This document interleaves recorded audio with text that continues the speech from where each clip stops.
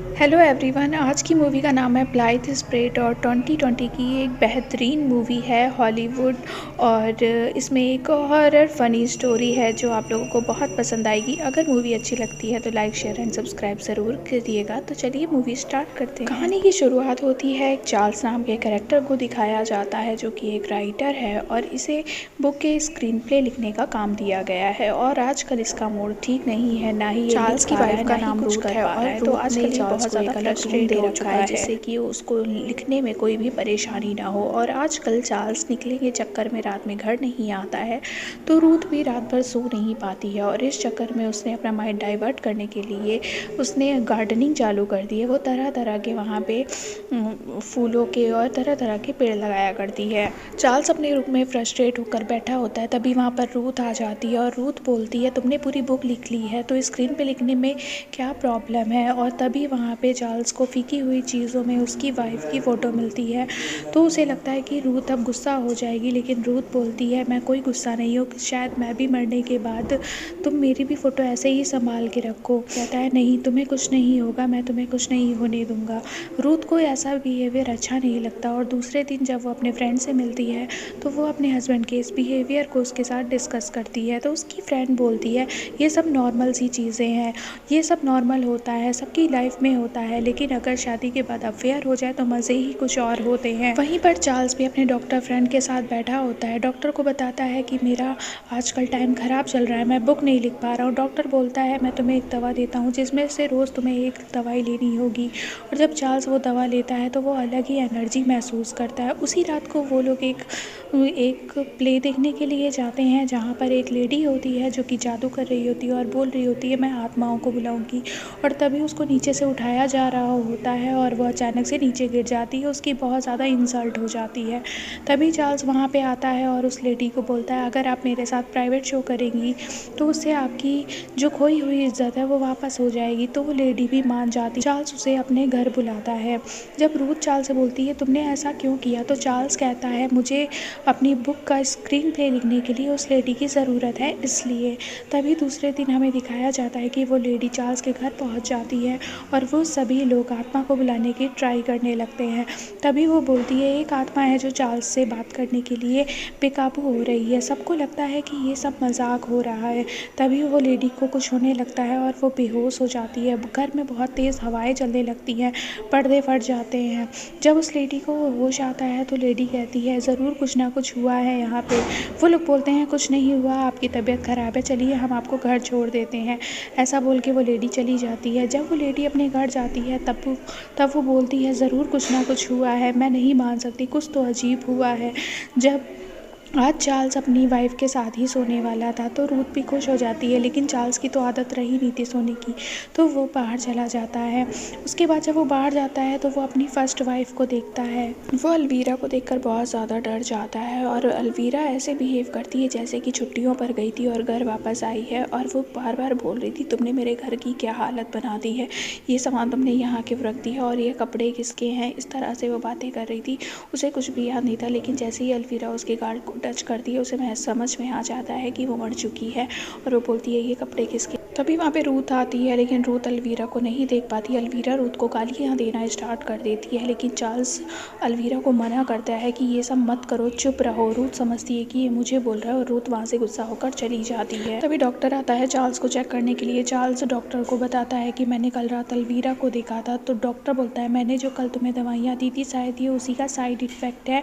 और रूथ भी गुस्सा होकर बाहर चली जाती है, लेकिन चार्ल्स उसे मना लेता है। इसके बाद वो दूसरे दिन रूथ के फादर के पास जाते हैं, दूसरी स्क्रिप्ट लेकर जाता है वो। और वहाँ पर भी अलवीरा पहुँच जाती है और अलवीरा उसको तरह तरह की गालियाँ देने लगती है, बोलती है, उल्टा सीधा बोलने लगती है। और चार्ल्स भी उसे उल्टा सीधा बोलने लगता है, जिससे रूथ के फादर को लगता है कि चार्ल्स उसे बोल रहा है। और रूथ का फादर उसे एक पंच दे देता है और तभी चार्ल्स वहाँ से भाग जाता है। वो रूथ को बताता है अलवीरा वापस आ चुकी है और वो वही ये सब कर रही है मेरे, लेकिन रूथ अलवीरा पर बिलीव नहीं करती है। तभी दूसरे दिन अलवीरा वहाँ पर चार्ल्स के पास पहुंच जाती है। चार्ल्स अलवीरा से कहता है तुम यहाँ क्यों आई हो। अलवीरा कहती है मैं आ तो गई हूँ, लेकिन उसे नहीं पता कि उसे वहाँ से कैसे जाना है। और वहीं पर एक सर्वेंट होती है जो कि चार्ल्स को ऐसे बिहेव करते हुए देख लेती है। चार्ल्स, रूथ और अलवीरा अंदर बैठे होते हैं। तभी चार्ल्स अलवीरा से बोलता है रूथ को बताओ कि तुम यहाँ पर हो। तभी अलवीरा वहाँ पर पियोने बजाने लगती है।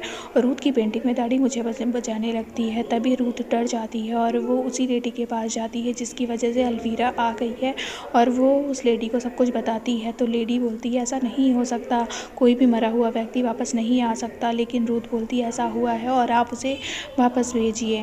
वो लेडी कहती है ठीक है, मैं कोशिश करूँगी उसको वापस भेजने की। ऐसा कह के रूथ भी वापस घर चली जाती है। रूथ बाहर होती है तो अलवीरा पूरे मज़े लेती है चार्ल्स के। चार्ल्स को बोलती है मैंने तुम्हें बहुत मिस किया, और उसके करीब आने की कोशिश करती है। लेकिन चार्ल्स कहता है मेरी भी तुम यादों ही में हमेशा रहोगी, और अभी मेरी ज़िंदगी में रूथ है। चार्ल्स अपना स्क्रीन प्ले लिखने के लिए बाहर जाता है तो अलवीरा भी उसके साथ पहुंच जाती है, और अलवीरा चार्ल्स को स्क्रीन प्ले लिखने में मदद करती है, जिससे चार्ल्स की मदद हो जाती है।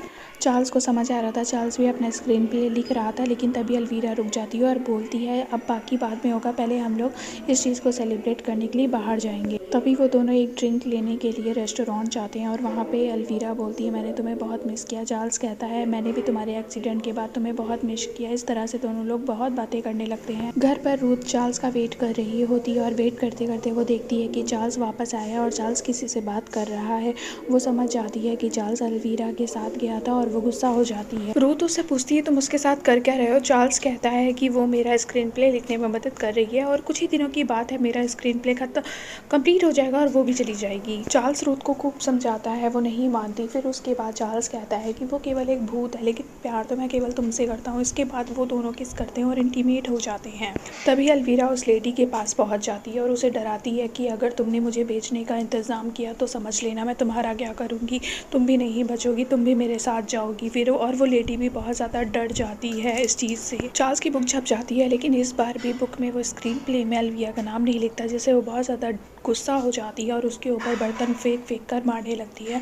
और बाहर रूथ के गार्डन को देखने के लिए कुछ लोग आए होते हैं, और उसे भी वो ख़राब कर देती है। दूसरी तरफ जब जादूगरनी लेडी अपने काम पर जाती है तो वहाँ के बॉस को फ़ोन करके अलवीरा उसे भड़का देती है, जिससे वो जॉब से उसे निकाल देता है। उसके असिस्टेंट ये सारी बातें सुन रही थी, और वो उस लेडी से बोलती है तुम मुझसे बाहर मिलना, और उसे वहाँ पर जाकर एक बुक देती है। इस बुक की हेल्प से वो अलवीरा को वापस भेज सकती थी। अपने बुक के सक्सेस होने की खुशी में चार्ल्स ने एक पार्टी रखी थी, जिस पार्टी में अलवीरा रूथ की ड्रिंक पे कुछ दवाइयाँ मिला देती है, जिससे रूथ अलग से बिहेव करने लगती है, और वो अपने कपड़े उतारने लगती है और डांस करने लगती है। स्विमिंग पूल में चली जाती है, और तभी चार्ल्स उसे उठा के बेडरूम में ले आता है, और रूथ उसके साथ इंटीमेट होने ही वाली थी। तभी वहाँ पे अलवीरा आ जाती है और चार्ल्स का मन बन जाता है। तभी रूथ वहाँ सो जाती है और अलवीरा के साथ चार्ल्स इंटीमेट हो जाता है। दूसरी तरफ अलवीरा और चार्ल्स बुक की स्क्रीन प्ले को कंप्लीट कर लेते हैं, लेकिन अलवीरा चार्ल्स को बोलती है रूथ को मत बताना कि हमने बुक कंप्लीट कर ली है, क्योंकि मैं और टाइम तुम्हारे साथ बिताना चाहती हूँ। दूसरे सीन में हमें दिखाया जाता है रूथ थोड़ा सा इमोशनल हो जाती है, और वो चार्ल्स से बोलती है मुझे तुम्हारे साथ रहना है, तुम्हारी बुक जल्दी से कंप्लीट हो,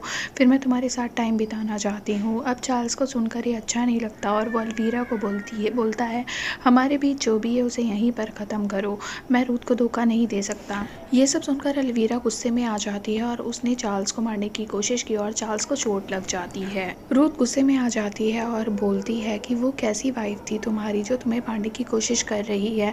वो चाहती है कि तुम भी मर जाओगे तो तुम दोनों साथ में टाइम स्पेंड करोगे। अब चार्ल्स डिसाइड करता है कि आज रात वो रूथ के साथ ही रहेगा, और वो रात में रूथ को बता देता है कि उसने बुक का स्क्रीन प्ले कंप्लीट कर लिया है। दूसरे दिन हम देखते हैं वो लेडी रूथ को फ़ोन करती है और कहती है मैंने पूरी रिसर्च कर ली है, अब हम अलवीरा को आसानी से जहाँ से वो आई है वहाँ पर भेज सकते हैं, तुम मुझसे मिलने आओ। रूथ ये सुनकर खुश होती है और उस लेडी से मिलने के लिए चली जाती है। दूसरी तरफ चार्ल्स जब रूम में होता है वहाँ पे अलवीरा आ जाती है, और चार्ल्स डर जाता है और बोलता है मैं तुमसे प्यार करता था, तुम मेरे साथ ऐसा मत करो, तुम मुझे छोड़ दो। मेड बाहर खड़ी होती है जो कि गलत समझती है, वो सोचती है चार्ल्स उससे बातें कर रहा है। अलवीरा बोलती है रूथ को नहीं जाना चाहिए था गाड़ी लेकर, क्योंकि उसने गाड़ी की ब्रेक फेल कर दी थी, जिससे रूथ का एक्सीडेंट हो गया और उसकी डेथ डेथ हो गई। फ्यूनरल हो रहा था रूथ का, तभी वो लेडी भी रूथ से मिलने के लिए आती है। वो लेडी चार्ल्स से कहती है अगर मैं रूथ को ना बुलाती तो ये सब ना होता। चार्ल्स कहता है नहीं, ये सब इसमें मेरी गलती है, अगर मैं आपको यहाँ नहीं लाता तो ये सब नहीं होता।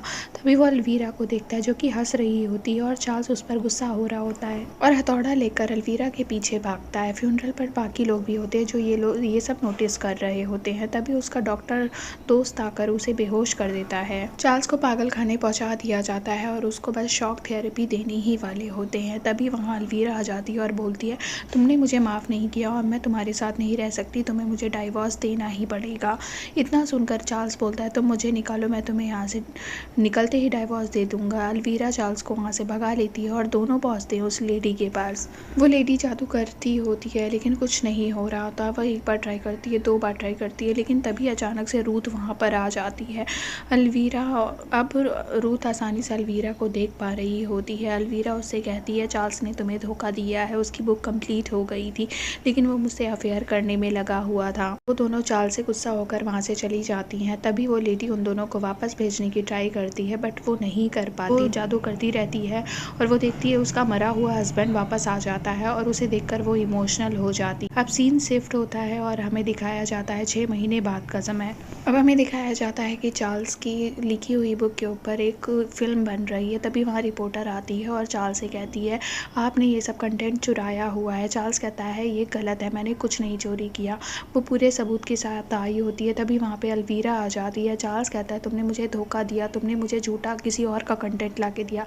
अलवीरा कहती है यहाँ किसी का कुछ भी नहीं है, सब एक दूसरे का ही यूज़ करते हैं कंटेंट। तभी इन सब से दुखी होकर चार्ल्स बाहर आ जाता है और अलवीरा भी उसके पीछे आती है। चार्ल्स आ रहा होता है तभी रूथ अपनी गाड़ी से उसे उड़ा देती है और अचानक से वो देखता है वो डेथ हो चुका है और उसकी आत्मा सबके सामने खड़ी है। वो तीनों ही भूत बन चुके थे और लास्ट में ये दोनों कहती हैं तुम एक सेल्फिश थे, अब लोग तुम्हें एक चीटर के नाम से याद रखेंगे और हम दोनों ने अपना बदला ले लिया और अब हम जा रहे हैं। इसी के साथ ही कहानी ख़त्म हो जाती है।